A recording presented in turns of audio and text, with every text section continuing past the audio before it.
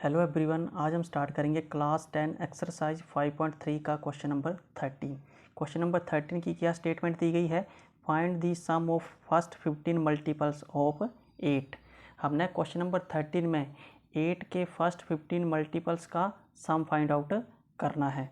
तो हमारे पास क्या गिवन एपी फॉर्म हो जाएगी 8 के मल्टीपल्स की। तो 8 का फर्स्ट मल्टीपल्स क्या होगा?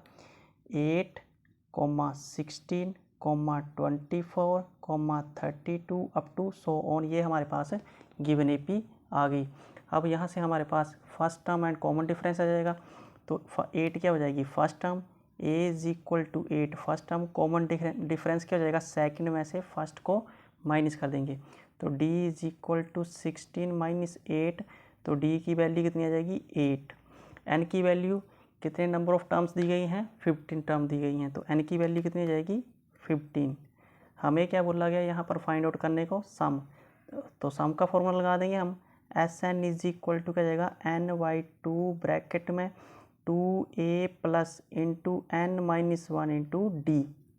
अब इस फॉर्मूले में हम सारी वैल्यू को पुट कर देंगे। n की वैल्यू कितनी है? 15। तो s15 is equal to 15 divided by 2 bracket में 2 मल्टीप्लाई बाई a कितना है? 8 प्लस n की वैल्यू कितनी है? 15 माइनस 1 और d की वैल्यू भी कितनी है? 8 ब्रैकेट क्लोज। आगे सॉल्व कर लेंगे हम। s15 कितना आ जाएगा? s15 is equal to 15 divided by 2 bracket में 8 2 का 16 प्लस 15 में से बन गया 14 मल्टीप्लाई बाई 8 ब्रैकेट क्लोज। आगे सॉल्व कर लेंगे।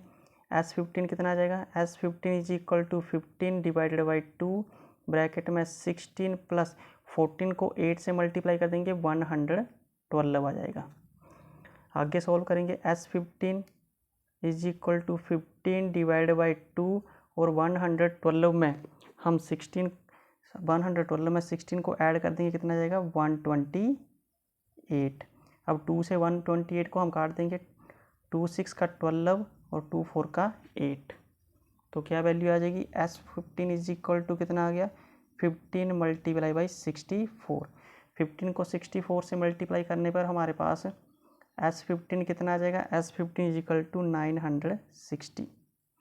तो फर्स्ट 15 मल्टीपल का सम कितना आ गया हमारे पास? 960। तो यहाँ पर हम इसे लिख सकते हैं sum of first 15 term multiples of 8 is 960। ये आ गया हमारे पास है क्वेश्चन नंबर 13 का आंसर।